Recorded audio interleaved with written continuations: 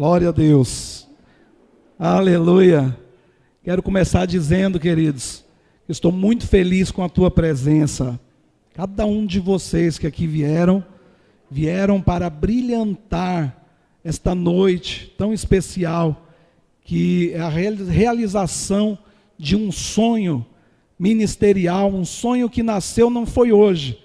Esse sonho nasceu há quase 18 anos atrás, quando Jesus me alcançou com o seu amor. E eu, desde aquela época, sonhei em fazer essa gravação, esse vídeo evangelístico, que eu tenho certeza será uma ferramenta para o reino de Deus, não para a pesca maravilhosa, mas para todas as igrejas do Brasil e do mundo, que pregam o evangelho genuíno, que pregam o amor de Deus, que pregam o poder da transformação do evangelho. Então, irmãos, essa é a minha maior alegria. E falando aquilo que Jesus é e aquilo que Ele faz na vida de um pobre pecador, que apenas crê no seu poder e abre o coração para Ele. Então hoje é a realização, querido, essa noite tão especial, e eu agradeço a Deus por você estar aqui, amém? Eu quero que você dê uma linda salva de palma, amém? Para você mesmo, em nome de Jesus, para todos vocês, aleluia! Muito bem, esses 18 anos eu tenho falado o que Jesus tem feito na minha vida, e hoje não vai ser diferente não, eu estou aqui para falar, mas eu quero pegar aqui a palavra de Deus como base de tudo o que eu vou falar. Então quero convidar você para abrir a sua Bíblia em Jeremias capítulo 1, capítulo 1, o versículo 5, diz assim: antes que eu te formasse no ventre, eu te conheci, e antes que saísses da madre, te santifiquei, e as nações te dei por profeta. Amém? Quantos podem dizer um amém? Amém. Glória a Deus. Não tenho pretensão de dizer que o Senhor mandou Jeremias escrever isso para mim, porque foi para Jeremias mesmo, né? Mas eu me identifico com essa palavra, assim como eu sei que cada um de vocês também aqui deve identificar, muitos de vocês devem identificar. De que maneira, queridos? Porque muitos, desde o nascimento, já tinha um peso grande, muitas vezes, de uma cultura, de algo que o mantinha distante de Deus. Isso aconteceu comigo, e se não fosse muitas vezes porque Deus já nos conhecia antes de formar no ventre da mãe, talvez não estaríamos aqui. Eu creio que eu não estaria aqui. Se Deus já não tivesse me conhecido no ventre da mãe e já tivesse uma obra, já tivesse um chamado. Então quero intitular aqui o testemunho que eu quero dar para vocês com o nome das trevas para a luz, o chamado. E eu sei que muitos vão identificar, mas muitos aqui também vão sair daqui em nome de Jesus abençoado e pronto para abençoar também muitas pessoas lá fora. Amém? Bom, eu vim do estado de São Paulo, nasci no bairro da Lapa. Quando do meu nascimento, 5/10/1969, meu pai era um empresário, bem sucedido na época, lá no centro de São Paulo. Tinha uma editora de livros chamada Fiscotec. A minha mãe também era uma microempresária, tinha uma confecção de costura. Eu tenho ela hoje aqui conosco, graças a Deus. Agradeço a Deus pela vida dela. Se não fosse ela, talvez eu não estaria aqui, certamente não. Então agradeço a Deus pela vida dos dois, a minha mãe, que Deus abençoe. Meu pai está vivo, está em São Paulo, já tem 81 anos de idade, que Deus abençoe a vida dele também. Mas a grande verdade, meus queridos, é que quando eu nasci, tanto meu pai quanto a minha mãe, eles não tinham conhecimento do Evangelho. eles não professavam a fé que hoje eu professo, e eles eram espíritas, na verdade. Todos os dois frequentavam um centro de Umbanda, que até hoje existe esse centro lá em Osasco, no quilômetro 18, com o nome de Igreja Cristã Maior do quilômetro 18, de Umbanda de São Benedito. Está lá até hoje. Meu pai era médium lá, minha mãe era médium lá. E quando eu fui gerado, meus irmãos, por isso que eu falo que eu me identifico com essa palavra, porque quando eu fui gerado no ventre da minha mãe, ela frequentava aquele centro e ela era médium de incorporação. Então ela incorporava com espíritos naquele lugar. E eu tenho certeza que aqueles espíritos já tinham sede em mim. Já achavam que porque eu estava ali, já no ventre da mãe, naquele lugar eu seria deles, por uma vida toda, e para a eternidade. E acontece, queridos, que quando eu nasci dentro daquele lugar, com 1 mês de idade, eu fui consagrado naquele centro, no quilômetro 18, fui consagrado ali por mão de uma entidade chamada Preto Velho, lembro até o nome, Pai Virgílio de Aruanda, e ali eu tenho certeza, irmãos, que eles acharam que seriam donos meus, tenho certeza disso.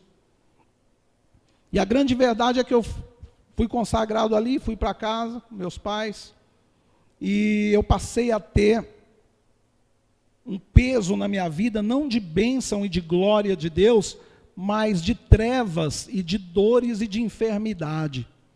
E eu já desde o nascimento, queridos, desenvolvi uma infecção na garganta, uma infecção muito grave. E aquilo passou a me perturbar muito, e a minha mãe, coitada, acordava comigo praticamente semanalmente, e tinha que ir para os hospitais para que eu tomasse antibióticos, injeções, para baixar a febre, porque era muito alta a febre que dava, tinha o risco de convulsão e óbito. E ali, queridos, foi uma tormenta. Eu fui crescendo com aquele problema. Na época eu não podia fazer cirurgia na garganta, tinha que esperar ter pelo menos 4 anos de idade. E o problema é que o problema era muito grave. Meu pai, na época, empresário, viajava pelo Brasil todo, estava muito ausente, e eu sei que ela sofreu muito, meus irmãos, comigo nos braços, indo para um hospital, indo para o outro, e assim foi passando 1 ano, 2 anos, 3 anos, 4 anos. Com 4 anos, pôde fazer a cirurgia, operou a minha garganta, mas eu já tinha tomado tanto antibiótico, tanto remédio, então eu passei a ter, meus irmãos, problema hepático, e tudo que eu comia fazia mal. Comia, passava mal, ficava todo manchado, aquelas manchas brancas pelo corpo, e remédio. Cortava um pouco a infecção, mas qualquer coisinha que comesse, já voltava de novo, e eu fui crescendo com aquele problema. No ano de 1975, eu tinha aproximadamente 6 anos, e veio um problema muito sério na minha vida, que foi a separação dos meus pais. Eles vieram a se separar, e ali, meus queridos, eu quero dizer para vocês, você que é pai, você que é mãe, você que é marido, mulher, você que tem filhos, quero deixar isso bem claro, queridos. Muitas vezes uma separação, um divórcio, pode até trazer uma solução para o casal, para as pessoas ali no momento, mas eu quero dizer, você soluciona um problema e nasce um problema muito maior, problema para o seu filho, problema para a sua filha. E foi o que aconteceu na minha vida, queridos. Queridos, eu sofri muito, muito, muito mesmo na minha infância com a separação dos meus pais. Eu era um filho doente pelo pai, tanto que minha mãe diz, eu até me lembro um pouco disso, eu já tinha 6 anos, que meu pai foi embora depois da separação e ficou um tempo sem voltar. E eu acordei gritando à noite, chorando e não queria mais comer, fiquei muito, muito doente. E ela teve que ligar para ele. E aí foi quando ele veio me ver e passei a passar os finais de semana com ele. Mas aquilo para mim, irmãos, mesmo assim era uma dor, era um sofrimento. Meu pai passou a ter outra família e minha mãe também passou a ter outra família. E eu quero dizer que quando isso acontece, queridos, o filho, ele se torna um passarinho sem ninho. Eu sofri muito quando eu via os pais de alguma criança, o pai de um lado, a mãe do outro, irmãos, eu chorava. Eu criança, eu chorava muito, doía, machucava, feria. Aquilo foi causando marcas na minha alma. Nisso na infância, com 6 anos. Eu não aceitava, fui crescendo.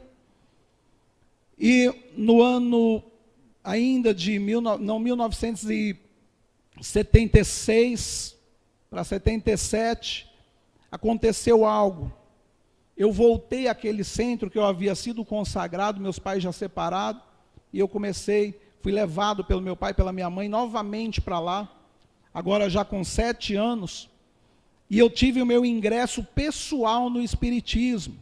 Até então eu havia sido consagrado ali, não é, por causa do pai e da mãe que viviam ali, que passavam ali o tempo deles, não é?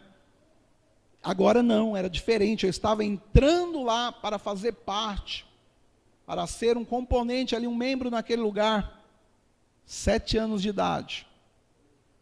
E eu quero dizer uma coisa para vocês, queridos, essa época, entre 1976, eu passei ali muitos anos da minha vida, de 1976 aproximadamente a 1990, eu passei dentro da Umbanda. Agora, o que é Umbanda? Eu quero falar um pouquinho sobre os lugares que eu passei para você, passar um pouquinho da experiência que eu tive. Eu entrei ali e passei a aprender a tocar tambor, atabaque. E eu já com 8 anos de idade, eu era o grande atabaque, naquele centro ali do 18. E lá no centro de Umbanda tem a gira da Curimba. Então já até as crianças que tocam, adulto ou criança que toca e que canta, vai lá na frente com as entidades para girar e ser desenvolvida a mediunidade dessas crianças. Agora eu quero dizer uma coisa para vocês, muito forte, eu já falei que eu não estou aqui para falar mal de ninguém. Mas no centro de Umbanda, meus queridos, lá existe um altar com muitas imagens, com sincretismo daquelas imagens. Qual é o sincretismo? Com os mesmos santos, com as mesmas imagens da Igreja Católica. Me perdoem a ser franco aqui. E o que acontece por isso, meus amados? Lá nos centros de Umbanda, existem uma separação. Normalmente tem uma parte onde ficam os médios e tem uma outra parte onde ficam os visitantes, as pessoas que vêm para receber benzimento, passe, e que vêm ali para buscar muitas vezes uma melhora para a vida, muitas vezes uma solução de algum problema. E quem são essas pessoas que sentam ali? São as pessoas, normalmente, são as pessoas católicas. E vêm os santos que vêm na igreja dela, que muitas vezes tem até em casa, e ela senta ali e fala, estou em casa. E então elas frequentam e muitas vezes entram ali, vão tomar seus passes, benzimentos. E voltando então para a minha realidade, eu criança, 8 anos, girando naquele centro de Umbanda, com aproximadamente 8 para 9 anos, meu irmão, eu tive a primeira incorporação. Primeira incorporação, tem gente que pensa que espiritismo, que Umbanda, e Quimbanda, Candomblé, que é uma mentira, que não existe. Eu quero dizer para vocês, assim como existe Deus no céu, existe também o diabo, queridos. No inferno, e se ir andando também, passeando sobre a terra, como diz a Bíblia. Não sou eu, mas a Bíblia diz isso. E então eu me lembro que eu, uma criança, 8 anos, porque quando vai girar ali, que eles falam para desenvolver a mediunidade, quando vai girar ali, aquilo ali está desenvolvendo a mediunidade. E acontece algo ali, porque a pessoa gira meia hora, 20, 30 minutos ali sem cair, sem ficar tonto também. Porque aqueles guias, espíritos, entidades ali, estão controlando a pessoa. E eles vão trabalhando ali o psíquico da pessoa. Até, meus irmãos, que chega um momento que a pessoa fica totalmente aberta para aquela incorporação. E com 9 anos de idade, uma primeira entidade incorporou em mim. Foi numa festa de Preto Velho, eu não esqueço. Eu saí do atabaque, menino, criança, fui aos pés daquele Preto Velho. E ele então com o cachimbo, baforando a fumaça, sorriu para mim, deu uma volta em volta de mim. E aí chamou alguns outros médios para ficarem à minha volta com uma toalha branca. E ele começou a me girar. E nas poucas giradas que eu dei, queridos, deu um solavanco e eu tive a primeira incorporação. Demônios incorporaram ali, o primeiro demônio deu o nome de Pai José de Aruanda, era um preto velho, incorporou na minha vida ali.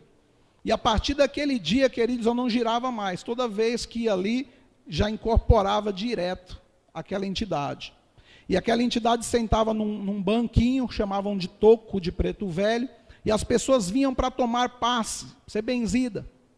E o pior, meus amados, muitas vezes vinham depois contando que tinham recebido uma cura, que tinham recebido algo, uma graça. Mas eu quero esclarecer isso para vocês, esse algo, essa graça que eles pensam que estão recebendo, não é graça, não é bênção, mas é um acordo que as entidades fazem, de sair aparentemente daquele lugar e entrar em outro, para que a pessoa pense que foi curada e voltar na outra semana, e voltando, e passar a ser escravo. Daqui a pouco eles falam que ela precisa desenvolver a mediunidade, precisa pôr roupa branca também. E é um ciclo. E assim eles vão querendo trazer as pessoas para ali, para dentro daquilo. E a pessoa, muitas vezes, irmãos, ela fica achando que foi curada ali, e que aquilo ali é um lugar bom. Principalmente a Umbanda, porque ela fala que faz caridade. Lá é dito que é um lugar de fazer caridade. Foi aonde que eu fiquei preso lá muitos anos da minha vida, incorporando Preto Velho, Caboclo, Cosme e Damião. Mas eu hoje, irmãos, quero falar para vocês que eu tenho consciência de que eles não são espíritos de luz, de que não são guias protetores, de que não são santos como eu pensava. São escravizadores de vidas. Eu posso dizer isso porque no ano de 1983 eles me levaram às drogas. Eu tinha, irmãos, aproximadamente 13 anos. E eu passei então a usar entorpecentes. Porque a Bíblia diz no livro de João que o ladrão não vem senão matar, roubar e destruir. E eles então me levaram ao vício, às drogas, ao uso de drogas, entorpecentes. Me tornaram um dependente químico. Foi quando também colocaram o vício do cigarro na minha vida. Comecei a fumar, me tornei um fumante inveterado. Fumava uma carteira de cigarro por dia, queridos. E depois de um tempo, 1,5 até 2. Passei muitos anos, queridos, dessa maneira. Incorporava, dava passe nas pessoas, achava que estava fazendo caridade, mas minha vida estava enrolada. Eu estava, na verdade, escravizado, algemado. E, meu irmão, a Bíblia fala, pode um cego guiar outro cego? E responde, não, cairão os dois no buraco. E quando eu cheguei, queridos, no ano de 1990, eu achei que a Umbanda estava fraca para mim já. Porque eu já havia passado muitos anos lá e eu achei que eu precisava de algo mais forte. Foi onde eu entrei na Quimbanda. Entrei num centro de Quimbanda. E na Quimbanda, meus irmãos, é parecido com a Umbanda, mas só que é diferente. Porque lá existe sacrifício de alguns animais e da própria pessoa. A pessoa, ela recebe cortes na carne, nos braços, na cabeça. Lá eu passei um sofrimento muito grande.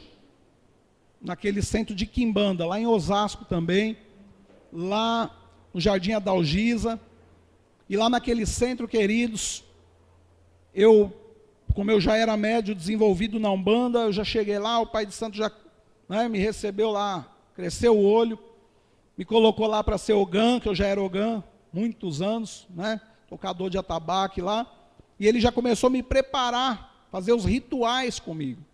Que rituais? De cortes, que chama cortes de cura.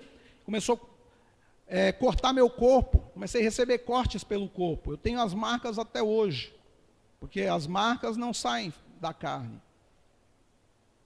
E tive uma obrigação lá de 7 dias que eu fiquei recolhido, num quarto, que eles chamam de roncó, e lá eu fui raspado, minha cabeça toda raspada, e foi toda cortada. Eu recebi, queridos, na minha cabeça, muitos cortes, mais de 20 cortes, de navalha, e lá foi colocado o pó de pemba, que é um osso de defunto raspado, e lá foi colocado muitas coisas que muitas pessoas, queridos, acabam indo para um sanatório. Depois daqueles rituais da quimbanda, eu sentia algumas coisas que movia dentro de mim, assim, ó, que lá eles chamam de fazer o santo, feitura do santo, e aí eu falava com ele falava que aquele era o santo que estava dentro de mim. Santo que nada, meu irmão, demônio terrível e forte, poderoso, abaixo de Jesus. Na quimbanda é tão forte o negócio, queridos, que o próprio pai de santo me falava que depois daqueles rituais que eu passei, que eu não podia acender uma vela para ninguém, para o mal de ninguém, que eu não deveria nem desejar o mal para ninguém, porque se eu desejasse, o mal aconteceria. E eu não era uma pessoa que queria o mal de ninguém. Mas aí eu fiquei muito preocupado e falei, eu tenho que tomar muito cuidado. Mas eu me lembro, queridos, que teve uma época que eu voltei no centro de Umbanda, lá de Osasco, onde que eu tinha crescido, e fui para o atabaque, né, porque eu chegar lá, eles já me chamavam para o atabaque, fui lá tocar o atabaque. E quando eu estava tocando o atabaque, queridos, aí o que aconteceu? Tinha um rapaz lá que era o ogã de lá, né, um dos ogãs de lá, graduado lá já. E ele me mandou descer de lá, porque ele queria tocar, né, e eu desci. Mas fiquei chateado, um pouco chateado, eu desci. Daí ele pegou, subiu, tocou um pouquinho e desceu. Tinha uma gira lá, ele quis ir lá para a gira, incorporar com o demônio. Aí ele foi, aí eu subi de novo no atabaque. Não passou alguns minutos, ele voltou de novo e me mandou descer. Eu me lembro, irmãos, que eu fiquei aborrecido mesmo naquela hora. Eu lembro até hoje, que eu olhei para ele e falei, você quer que eu desça mesmo? Ele disse, sim, eu desci. Mas eu desci tão irado, com raiva, e eu já estava na quimbanda, já praticamente pai de santo lá na quimbanda. Então eu me lembro até hoje, irmãos, que eu fiz uns sinais lá, né, de maldição para a vida dele, que hoje eu arrependo. Quer dizer, hoje não, já me arrependi há muito tempo atrás, desde que eu me converti. Mas eu fiz, né, aquilo lá, e saí na hora. Eu cheguei, eu só fui lá na frente do altar lá, fiz lá as saudações devidas lá, e na porta lá eu me lembro que eu fiz um ato lá de maldição e lancei sobre a vida dele e fui embora. Passaram alguns meses, eu fiquei sabendo que aquele rapaz, eu não falo isso com alegria, eu falo isso com tristeza, só para vocês entenderem como que é grave o negócio, como que o negócio é grave. Eu fiquei sabendo que o rapaz havia sido assassinado na porta daquele centro com mais de 7 tiros, morto, assassinado. Eu me lembro até hoje, irmãos, quando eu fiquei sabendo disso, eu fiquei triste e arrependido. A mesma hora eu falei, nossa, mas eu não queria isso tudo para ele. Falei, bem que o pai de santo fala que eu não posso desejar o mal para ninguém. E fiquei arrependido desde aquela época, mas já tinha feito, já estava morto, já estava no inferno. Aí eu te falo, aí você me pergunta, e aí, quer dizer que o negócio lá é mais poderoso que Deus? Não, meu irmão, não. Lógico que não. Lógico que não, mas quem não está debaixo da unção, debaixo do poder, debaixo do sangue de Jesus, debaixo da proteção de Jesus, está sujeito a ser atingido, a ser destruído e até morto por aqueles demônios. E ali, queridos, eu fiquei um pouco desgostoso com a quimbanda depois disso, mas eu passei aproximadamente 5 anos lá. Me tornei pai de santo e continuava drogado, viciado em drogas, tóxico mesmo, maconha, cocaína. Cheguei a entrar no crack também, cheguei a conhecer o crack e usar. misturado na maconha. Então você vê que o negócio realmente é grave, é ruim, é de destruição, o diabo só vem para isso mesmo. Só que aí, queridos, aproximadamente no ano de 1995, eu fiquei de 1990 a 1995 na quimbanda. Aí em 95 eu falei, eu vou para o candomblé. Eu quero um negócio mais forte ainda, porque aqui eu ainda não estou achando os resultados. Porque na verdade, eu queria ajudar as pessoas. Eu pensava que aquilo ali, porque meu pai e minha mãe, né, eram de lá, eu nasci lá, então achei que eu poderia ajudar as pessoas, mas eu tinha que me tornar mais forte, tinha que aprofundar mais. Então tinha um terceiro nível que chama candomblé. Eu falei, eu acho que se eu for para o candomblé, lá eu vou poder ajudar, porque eu não achava um jeito de ajudar as pessoas lá na quimbanda. Nem na umbanda, nem na quimbanda. Porque, sabe aquela coisa que você dá, mas a pessoa não leva? E você fala, poxa, a pessoa não está bem, não está bem. Então, aí eu fui para o candomblé, 1995. Passei a frequentar um terreiro de candomblé. E lá nesse terreiro de candomblé, meus queridos irmãos, o negócio estreitou mais ainda. Porque lá o negócio é o seguinte, é muito sacrifício de animais. Muito mesmo. E aqueles animais que são sacrificados, irmãos, aquele sangue todo, a pessoa tem que beber sangue, tem que tomar banho de sangue, é lavado de sangue. Lá eu fiz uma obrigação que chama fazer o santo novamente no candomblé. Fiquei 21 dias no Roncó, inclusive, eu tenho um documento, que eu guardei esse documento para esse dia de hoje, 18 anos, que eu guardei para mostrar esse documento no dia da gravação desse testemunho, que inclusive eu vou continuar falando e quero pedir que você continue com muita atenção no que eu estou falando, mas esse documentário, que hoje eu tenho como um documentário, eu tinha muitas outras provas, eu tinha fotos de criança incorporado com demônio, fotos da Umbanda, fotos da Quimbanda, incorporado com Preto Velho, Caboclo, todas aquelas entidades que não são nada de Caboclo, nem Preto Velho, tudo demônio. Mas eu guardei, queridos, guardei porque Deus permitiu que eu guardasse esse documentário para esse dia. Eu me lembro que esse foi na época era uma fita de vídeo, ela ficou guardada na casa do meu pai, depois de 3 anos que eu já era convertido, que eu busquei, que eu tive maturidade, graça para poder buscar esse material. E no candomblé, eu fui feito pai pequeno, passei 21 dias no Roncó de novo, e lá, queridos, eu tive a cabeça raspada de novo, toda cortada, meu corpo todo cortado de novo, recebi mais cortes do que na quimbanda. Veja também essas cenas que aconteceram há mais de 18 anos, um pouco atrás, né? E nós pagamos, assim como eu estou hoje aqui com profissionais abençoados, quero agradecer aí, né, por estarem aqui cobrindo esse testemunho. Naquela época nós pagamos também profissionais para fazer um registro daquela festa que chama Saída de Santo do Candomblé, o que vocês vão ver agora. Vocês vão estar vendo algumas cenas aí. É uma saída de santo do candomblé. E lá, queridos, na verdade eu passei pouco tempo, quase 1 ano só. Mas foi o suficiente para mim ter a cabeça toda cortada, raspada. Essa foto que vocês estão vendo ali, ó, né, infelizmente, era eu, não sou mais, mas era eu. Incorporado ali com uma entidade que no candomblé chama de Ogum. Tá? Algum aqui já deve ter ouvido, deve conhecer, já ouviu falar. Né? E lá nesse dia, isso aí aconteceu de madrugada, não é como as coisas de Deus, né, que é com ordem de decência, aqui num horário bom para todo mundo, que não cansa ninguém, lá não, é depois da meia-noite. Depois da meia-noite que começa, e outra, detalhe, vai de meia-noite às 5 da manhã, 5 da manhã, lá os chamados orixás dançando, feliz da vida. Por quê? Porque estão escravizando muitas pessoas, estão mantendo pessoas escravas, pessoas presas a ele. Lá, queridos, no candomblé, tomei 21 dias de banho, de abô, uma água podre, lá no terreiro, incorporado direto, 21 dias incorporado, 21 dias, escravo mesmo, para chegar nesse dia dessa festa aqui.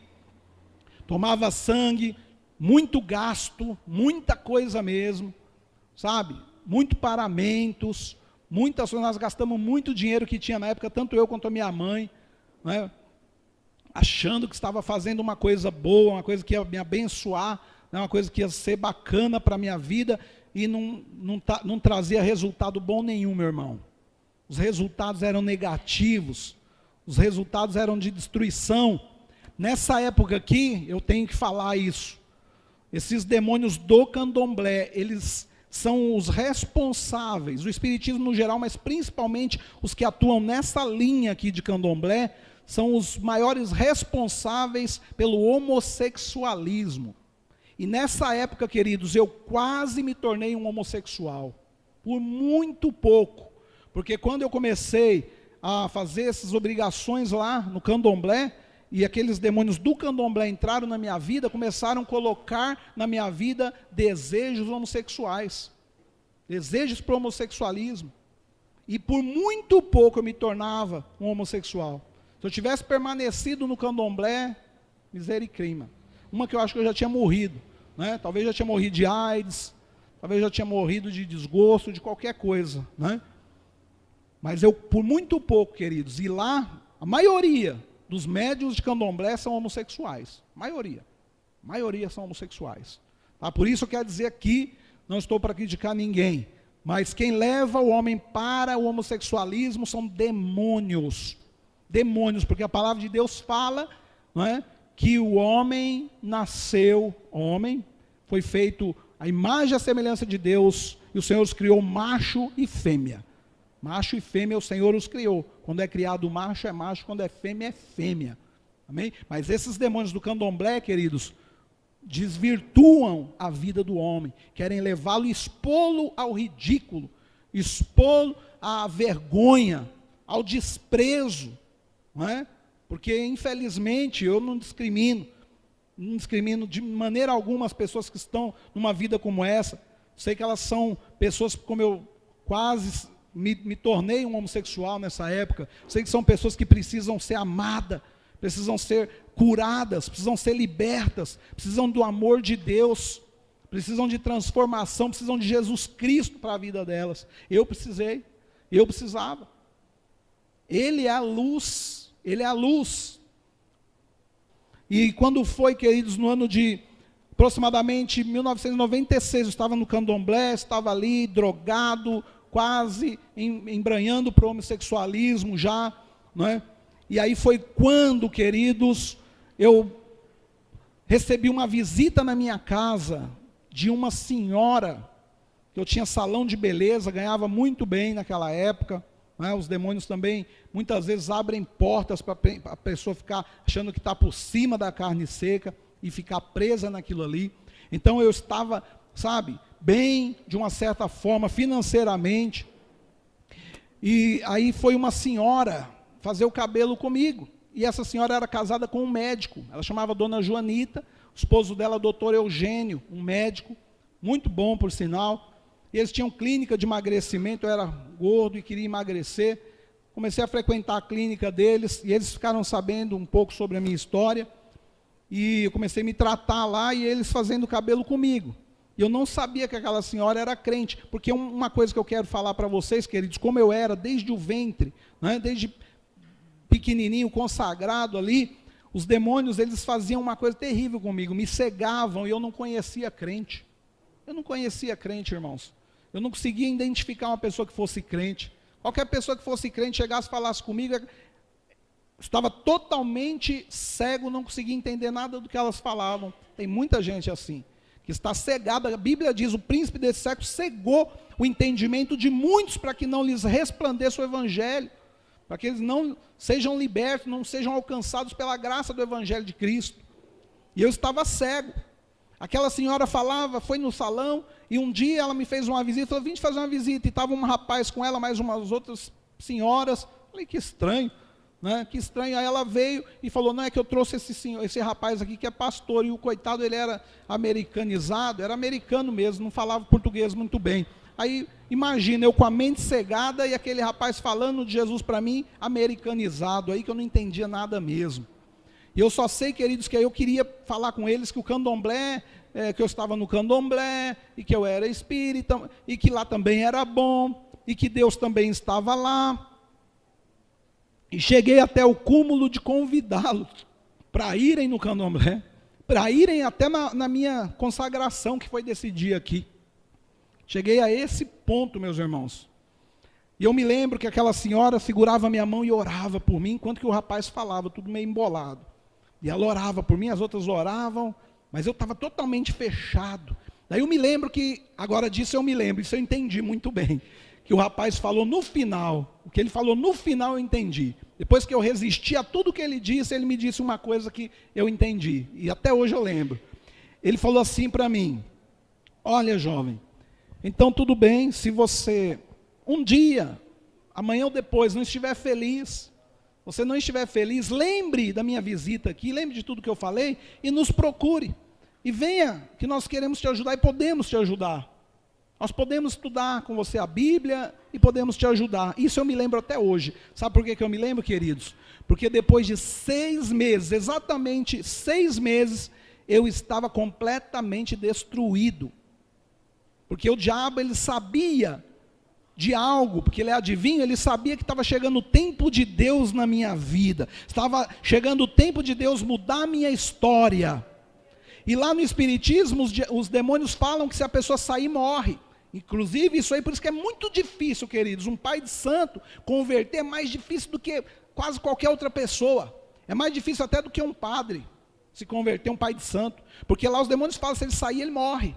Eles falam que matam. Isso desde pequeno, a pessoa entra, já começa a pensar assim, receber esse ensinamento, essa doutrina. Então a pessoa acredita. Se eu sair, eu vou morrer, então não sai. Só que eu tomei uma atitude corajosa. Antes de Jesus, antes de conhecer Jesus, eu falei, eu vou sair. Eu não estou feliz aqui, isso aqui não vai me ajudar a ajudar ninguém. Eu cheguei a um ponto que eu falei, eu não vou conseguir, eu estou pior, agora eu já estou quase sendo um homossexual, continuo drogado, não posso ajudar ninguém, porque aqui no candomblé tudo é cobrado, tudo é caro, fazer uma obrigação para alguém custa muito dinheiro. E eu falei, não, eu vou sair fora disso. Vou sair fora, e saí, irmãos. E quando eu saí, o diabo ele veio, esse demônio aqui, ó, chamado Ogum, ele veio e colocou uma depressão profunda na minha vida. Uma depressão profunda mesmo. Irmãos, foi uma coisa terrível. Está aqui minha mãe, que me acompanhou. Foi a única pessoa na época que não me abandonou, queridos. Porque na época o demônio me expôs publicamente. Então todo mundo que não sabia que eu era drogado, que eu era, veio à tona. Sabe? Então a família descobriu, a sociedade descobriu. Até então era tudo escondido, aí descobriram tudo. O diabo, né, veio com a depressão profunda e todo mundo me abandonou. Só ficou minha mãe. Que coitada. Era alcoólatra na época, doente também. E começou a ficar numa situação de morrer talvez, por causa daquela minha situação de morte. Eu falei, meu Deus, e agora? E eu entrei numa depressão profunda, queridos. Foi terrível, eu não conseguia dormir à noite, não tinha sono. Eu não conseguia me alimentar, e eu só chorava, e não tinha vontade de viver. Aí eu comecei a pensar no suicídio. O diabo começou a falar para mim, se mata, a única solução para você é a morte, não tem mais nada. Nada pode ser feito, você já chegou no fim, você está acabado. Tira a sua vida. A única coisa que você pode fazer é tirar a sua vida. E aí, queridos, eu quase tirei. Quase tirei. Teve uma vez que eu coloquei o 38 dentro da boca, quase puxei o gatilho. Teve uma outra vez que eu quase cortei os pulsos. Me lembro até hoje. Só não cortei os pulsos porque eu lembrei da minha mãe. Eu lembrei da minha mãe e eu estava com a minha irmã, a Sheila, que já esteve aqui na nossa igreja, e ela estava ao meu lado e estava grávida do meu sobrinho, Rubens, que hoje está com 18 anos. E ela estava no ventre dela, e eu olhei e vi minha irmã deitada dormindo, e eu falei, eu ia cortar meu pulso, para mim não acordar mais, né? Já que eu não dormia mesmo, estava terrível. Falei, eu vou cortar meu pulso. Aí eu olhei e vi minha irmã, e na hora, Deus bradou na minha vida. Eu lembrei da minha mãe, falei, se eu tirar a minha vida, quando a minha irmã acordar, ela vai acabar perdendo essa criança, abortando, e quando minha mãe souber, vai morrer. Aí por isso eu não tirei minha vida naquele dia. Por isso, irmão, eu penso que é por isso, mas não era, é porque Deus tinha uma obra. No final de 1996, eu estava nessa situação, irmãos. Aí eu quero ler para vocês um outro versículo em João 8:32. Diz assim, conhecereis a verdade, e a verdade vos libertará. O versículo 36 fala assim: pois o Filho vos libertar, verdadeiramente sereis livre. E aí, queridos, eu no fundo do poço, não é? Aconteceu algo. Eu estava tomando calmantes, antidepressivo, em tratamento psicológico, estava fazendo tratamento lá no Centro Psicossocial de Osasco, e tomando lá umas drogas, que são remédios, Somalium, Eufranil, são remédios muito fortes, para depressão muito forte. E eu tomando aqueles remédios, eu estava meio dopado. Numa madrugada, eu fui a Barueri visitar um pai de santo para expor para ele minha situação. Cheguei lá, expus. Ele era travesti, inclusive. Aí ele falou que podia me ajudar, que era só eu ir lá no outro dia de manhã e que ele ia fazer isso e aquilo. Eu falei: tudo que ele está falando que vai fazer não adianta. Não entrou no meu coração, por quê? Aquela senhora que tinha me visitado, aquele pastor, eles estavam orando por mim. Estavam orando, intercedendo, pondo meu nome em cada igreja para orar por mim, porque Deus tinha mandado eles fazerem isso, queridos. E aí então, foi quando uma madrugada, me lembro até hoje, eu saí da casa desse pai de santo lá de Barueri e saí na Avenida Deputado Emílio Carlos, em Carapicuíba. E quando eu estava indo com o carro, madrugada, 1h da manhã, uma mão me pede uma carona, final do ano de 1996. Uma mão pede uma carona num lugar perigosíssimo. Ninguém pararia, ninguém em sã consciência pararia. Mas, queridos, tanto que eu passei direto, mas lá na frente, Deus bradou e fez eu parar. Eu parei sem querer, sem ver quem era que tinha me pedido a carona. Dei uma ré no meu Chevette, era um Chevette hatch, e voltei de ré, sem saber quem era. Podia ser um assassino, podia ser qualquer um. Mas quando eu parei o carro, do lado daquelas pessoas, era um homem chamado Celso Alves Ramalho, pastor evangélico, de uma igreja pentecostal chamada Jesus Cristo é o Nosso Redentor. E aquele senhor, com paletó e uma Bíblia na mão, com a barba por fazer, com uma senhora do lado, a esposa dele, um irmão magrinho com uma caixa de ferramenta. E ele então me agradeceu muito por entrar no meu carro, por eu ter parado aquela hora e deixado ele entrar. E aí ele falou muito obrigado e tal. E eu falei, onde o senhor mora? Ele disse: eu moro lá no Jardim Conceição. Queridos, era como daqui, lá em Padre Paraíso. Então era muito longe. E eu, detalhe, eu estava na Deputada Emílio Carlos, já prestes a entrar para onde eu estava morando com a minha mãe, pertinho de casa, da casa provisória que eu estava ali com a minha mãe. Então, na verdade, eu não ia ajudar ele em nada. Então eu falei com ele assim: mas eu moro aqui pertinho. Ele falou assim: não, mas qualquer tanto que você vai me levar, ajuda. Falei: mas esse homem é muito humilde, eu não vou poder ajudar porque eu moro aqui. Aí eu me lembro, queridos, que ele disse assim: mas será que tem um táxi lá embaixo e tal? Eu pensei comigo: não tem. Falei: não tem. Aí eu fui indo, aí Deus tocou de novo meu coração, porque quando Deus manda, queridos, até o diabo obedece. E eu, por mais que era escravizado pelo diabo, mas Deus mandou eu levar. Aí eu falei com ele assim: olha, senhor, eu vou levar o senhor na sua casa. Aí ele ficou muito grato, né? Crente, homem de Deus, são pessoas tão gratas, né? Verdadeiro, autêntico homem de Deus, mulher de Deus, são tão gratos por tão pouca coisa. E ele ficou tão grato, falou: muito obrigado. Ele falou: para num posto que eu tenho R$10, eu vou abastecer o seu carro. Aí eu falei: não precisa, meu tanque estava cheio. Falei: não precisa, eu vou te levar. Aí no meio do caminho, queridos, veio a revelação. Ele disse para mim assim: olha, rapaz, eu te agradeço porque você está me dando uma carona, mas eu quero te dizer uma coisa: faz 2 horas que meu carro quebrou lá em Santana do Parnaíba, na estrada do Romeiro.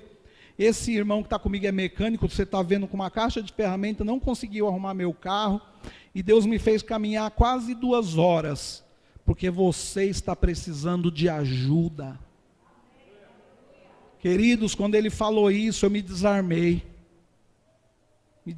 completamente, e pensei: como o senhor sabe? E até perguntei para ele: como o senhor sabe? Ele falou: porque Deus está me falando isso agora, com a autoridade de Deus. Aí eu abri uma bolsa de couro que eu estava aqui do lado do bochete, e tirei as caixas de remédio. Falei: o senhor tem razão, eu só estou aqui dirigindo porque eu estou aqui, ó, com esses remédios aqui, estou dopado na verdade, eu estava dopado, irmãos. Daí ele falou, mas lá na minha casa eu vou orar por você.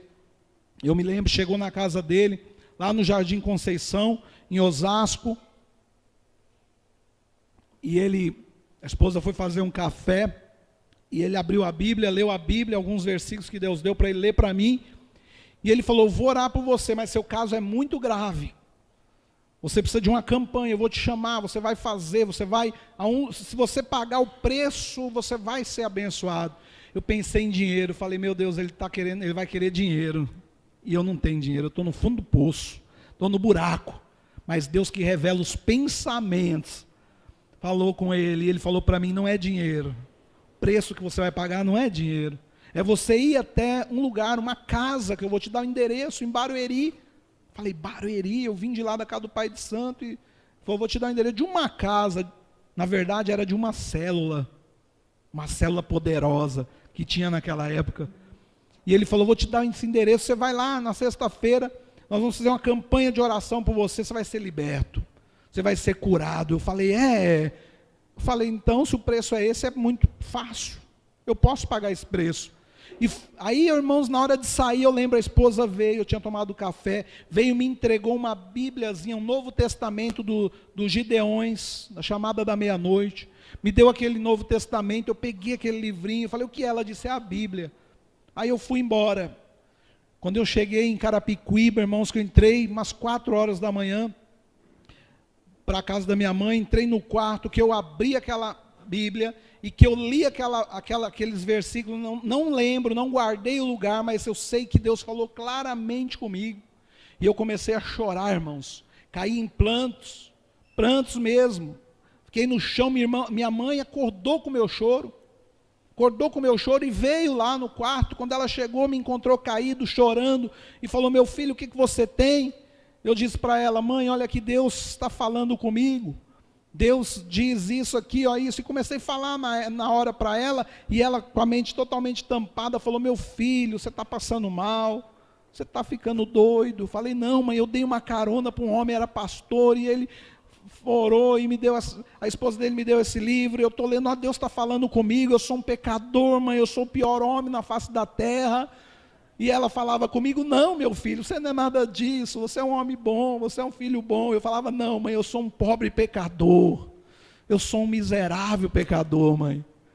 Deus está falando aqui. E eu fui me arrependendo e chorando, irmãos, chorando, não conseguia parar de chorar. Ali Deus estava tendo encontro comigo ali naquela noite, naquele momento. Deus estava trabalhando ali, eu não sabia, eu não entendia. Chegou no outro dia, meu irmão, minha mãe falou, vou chamar o seu pai.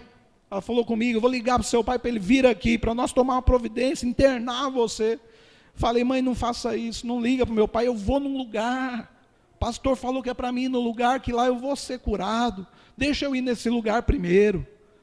E aí, meus irmãos, Deus tocou o coração dela, não ligou para o meu pai, deixou.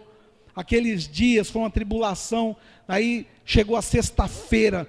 Quando chegou a sexta-feira, estava tudo calmo. Chegou o momento, irmãos, quando deu uma hora da tarde, umas 4 horas da tarde, eu já peguei aquele endereço, falei, onde será que é? E peguei o carro e saí procurando.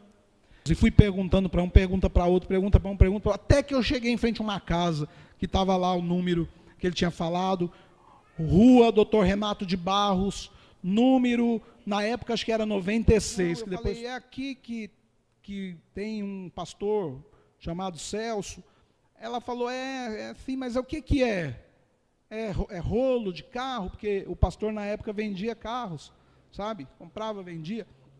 Eu falei, não, é um negócio de um culto. Daí ela pegou e falou, é aqui mesmo, vamos entrar, entra. Eu falei, não, eu vou ficar aqui mesmo. Acho que eu cheguei muito cedo, né? Eu tinha chegado muito cedo, era umas 6 horas da tarde, não tinha chegado ninguém ainda. O culto era 7. Daí ela pegou e falou, não, mas pode entrar. Eu falei, não, fico aqui mesmo. Eu estava todo de branco, eu só me vestia de branco na época, porque eu era cabeleireiro e ainda tinha saído da macumba, só vestia roupa branca, falsa paz. O branco na Umbanda, na Quimbanda, no Candomblé, representa falsa paz, viu, irmãos? Já fique sabendo disso. E aí ela pegou e entrou, falou, então fica à vontade, já, a hora que você quiser, você pode entrar. Eu fiquei do lado de fora, aí foi chegando mais um, mais outro, chegou bastante gente, aí eu entrei. E começou o culto, 7 horas, né, o culto da célula lá no lar. Aí, meus irmãos, lá, Deus usou a vida de uma irmã muito abençoada por Deus, chamada missionária Mara. E Deus usou aquela mulher para falar comigo, irmã, nunca tinha me visto, não sabia quem eu era. Até que a dona da casa, o pastor já tinha falado para ela, vai vir um rapaz aqui, é pai de santo, me deu carona, eu convidei, mandei vir aqui, porque Deus vai fazer uma obra na vida dele. Mas aquela mulher que Deus usou na hora, eu não sabia quem eu era. E Deus trouxe ela até mim, irmãos, e usou ela para falar comigo poderosamente. Deus falou, eis que eu sou o Deus que te conhece. Antes que te formasse no ventre de tua mãe, eu te conheço. Aqui a palavra de Deus, irmão. Ele diz, hoje eu trouxe você aqui, porque vou bradar na tua vida, vou quebrar as algemas que estão sobre você, as cadeias que estão te aprisionando, que até hoje te amarraram, mas a partir de hoje eu digo que tu és meu. E Deus foi falando, irmãos, eu fui chorando ouvindo Deus falar, fui sentindo algo, um calor, um fogo. E fui naquele momento, irmão, não sabia, mas eu estava sendo liberto por Deus.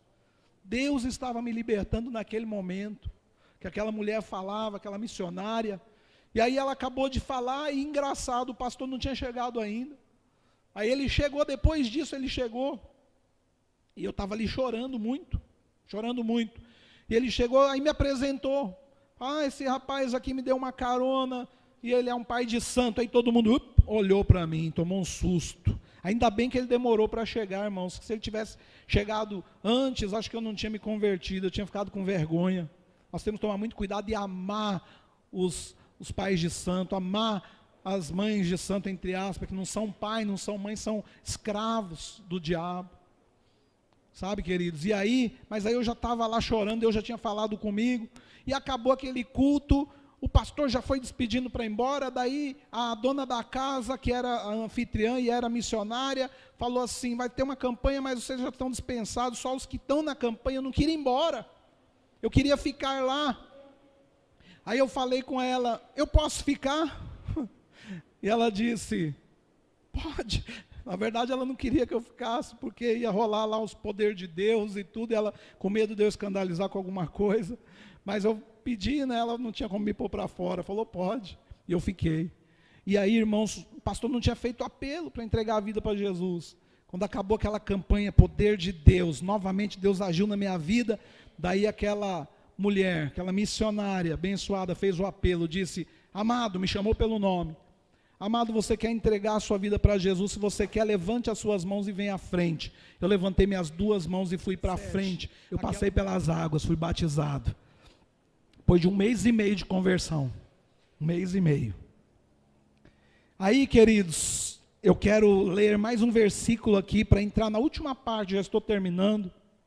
Mas aqui o Salmo 40, número 2 e 3, diz assim: tirou-me de um lago horrível, de um charco de lodo, pôs os meus pés sobre uma rocha, firmou os meus passos, e pôs um novo cântico na minha boca, um hino ao nosso Deus. Muitos o verão e temerão e confiarão no Senhor. Aleluia, aleluia. Meu irmão, o que aconteceu depois disso? Aconteceu a minha cura, a minha libertação naquela noite, queridos, naquela noite que eu entreguei minha vida a Jesus. Eu saí dali, entrei no carro, peguei a caixa de cigarro, tirei um cigarro, quando eu fui pôr na boca, Deus falou, meu filho, você agora não precisa mais disso, você agora é meu filho. Queridos, eu voltei o cigarro para aquela caixa, e fui achando muito estranho, fui embora, uma alegria no coração, coisa que eu achei que nunca mais eu ia sentir. Eu me lembro, cheguei na casa da minha mãe e falei, mãe, eu não fumo mais, eu entreguei minha vida lá. Agora detalhe, outro detalhe importante, eu não sabia nem que crente não fumava, não sabia disso não, viu? Porque talvez se eu soubesse eu tinha ficado com medo, porque eu fumava, não vou entregar minha vida para Jesus. Não, vem como está. A palavra de Deus fala, vinde a mim todos que estáis cansados e sobrecarregados, que eu vos aliviarei. Tomai o meu jugo que é leve, suave, aprendei de mim que sou manso e humilde de coração, e encontrarei descanso para a sua alma, para a vossa alma. E eu tinha entregado, querido, tinha ido ao Senhor. Cheguei lá, uma alegria. Aí chegou o outro dia de ir para lá de novo, eu fui, aquela alegria. Daí eu cheguei lá, a missionária Raquel falou para mim, eu falei com ela, ela falou, né, que eu não precisava mais tomar os remédios não, estava curado, liberto. Aí eu fui para casa e falei, é mesmo? Não estou sentindo mais nada não. Cheguei em casa, falei com a minha mãe, falei, mãe, eu não quero mais tomar os remédios, não preciso mais, não estou falando que não é para tomar remédio, entendam? Estou falando o que aconteceu comigo. Eu sentia que eu estava curado, eu sentia que eu estava liberto. Aí eu falei com a minha mãe, aí minha mãe falou, então vamos lá no médico, vamos lá. Falei, vamos lá. Aí fomos lá no Centro Psicossocial de Osasco, cheguei lá, conversei com o médico, falei, doutor, eu entreguei minha vida a Jesus, sou crente e depois disso mudou tudo. Eu não preciso fumar mais, não preciso me drogar. E esses remédios também eu creio que eu não preciso, não estou sentindo necessidade, eu não quero mais tomar. O senhor me libera? Libero. O médico, acho que graças a Deus, era temente a Deus. Eu libero. Falei, eu quero fazer uma doação desses remédios aqui. Posso? Pode. Fui lá na farmácia do posto lá e doei aqueles caixas de remédio que minha mãe, exagerada, tinha comprado, porque o médico falou que eu ia tomar muitos anos. Então ela comprou logo umas 4, 5 caixas. Né? Doamos para a glória de Deus. E ali, meu irmão, depois disso, depois da minha cura, da minha libertação das drogas, aí veio uma grande bênção, depois de 1 ano e meio, eu orando e jejuando. Um câncer veio na minha mãe. Um câncer, queridos. Aí, minha mãe estava muito dura ainda para o evangelho, eu orando e jejuando por ela, 1 ano e meio, eu falei, Jesus, eu não quero ir para o céu sem minha mãe, eu quero ela comigo, quero ela convertida, quero ela salva, e orando, e jejuando, depois de 1 ano e meio, câncer, Deus permitiu um câncer na vida dela, falei com ela, mãe, agora o bicho pegou, câncer não tem cura, quer ir para a igreja? Eu vou, mas eu não vou ser crente, mas eu vou. Aí foi comigo para a igreja, chegou na igreja, meu irmão, começou a receber o poder de Deus, a palavra de Deus, daqui a pouco, mãe, a senhora quer entregar a sua vida a Jesus? Se a senhora quiser, levanta a mão e vem à frente. Ela levanta a mão e vem à frente, e foi curada do câncer, meu irmão, aleluia, Deus curou ela, para a glória de Deus. O caroço que ela tinha, que já estava detectado que ia ter cirurgia, que era maligno, sumiu, desapareceu, sem remédio, sem quimioterapia, sem cirurgia, sem nada, para a glória de Deus. Está ali sentada, fica em pé, mãe, aleluia, para a igreja conhecer. Vamos dar uma salva de palmas para Jesus, pela vida da minha mãe, aleluia, glória a Deus, glória a Deus. Sabe por que eu tenho mãe, meu irmão? Porque eu tenho Jesus, senão ela tinha ido embora.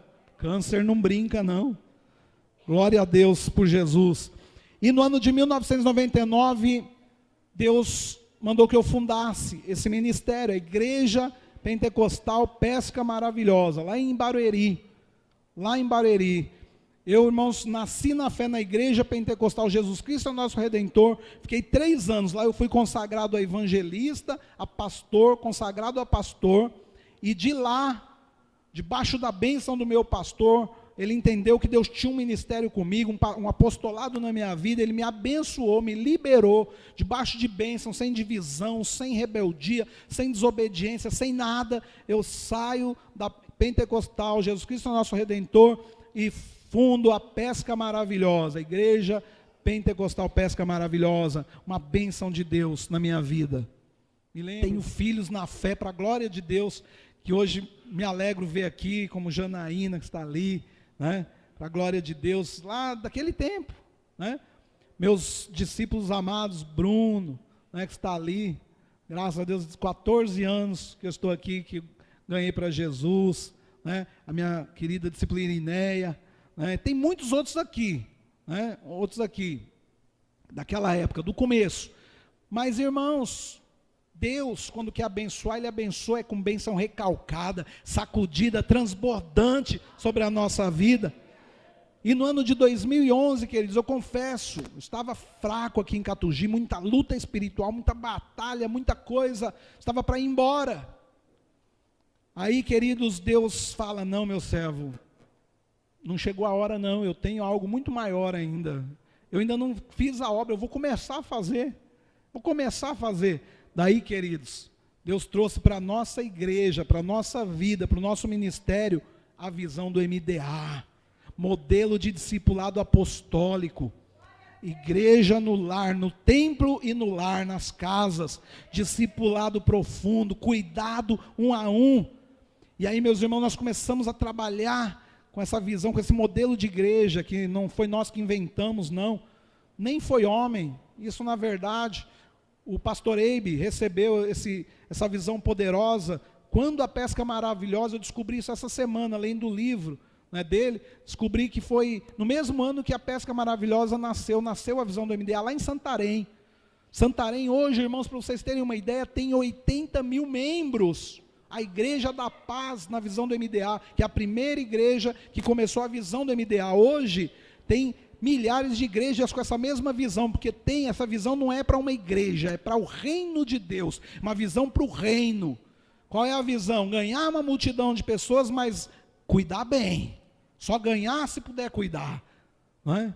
E para a glória de Deus, meu irmão, para encerrar aqui, porque infelizmente chegou a hora, né? Quero dizer que o MDA completou a nossa vida, completou o nosso ministério, não é?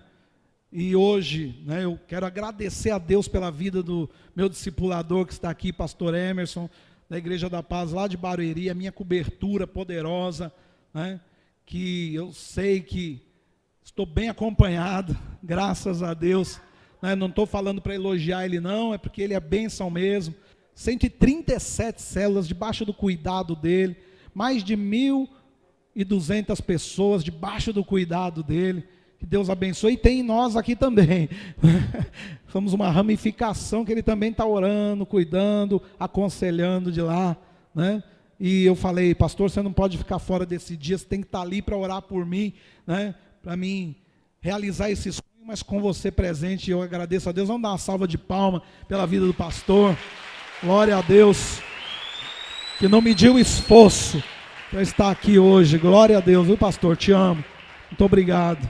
Quero honrá-lo essa noite. Glória a Deus, glória a Deus. Fique em pé, vamos orar encerrando. Quero orar agradecendo a Deus pela sua vida. Eu vou chamar o pastor para orar mais uma vez, para orar mesmo, tudo que puder. Pensa, né? Que palavra poderosa, e que possa ser uma palavra rema nas nossas vidas. Feche seus olhos, estende suas mãos. Pai, eu quero encerrar aqui esse dia, essa noite, ó Pai, orando aqui que, ó Pai, esse testemunho ecoe, ó Pai, nos nossos corações, nas nossas vidas, ó Pai, em cada beco, em cada rua, em cada casa, Senhor, dessa cidade. Queremos ver a manifestação da Tua glória em nome de Jesus, ó Pai, em nome de Jesus, que a graça do nosso Senhor Jesus Cristo, o amor do Pai e a unção consoladora do Espírito Santo esteja sobre nossas vidas, hoje e sempre, em nome de Jesus, amém e amém. Queridos, vai na paz, debaixo dessa unção, em nome de Jesus, aleluia. Deus abençoe.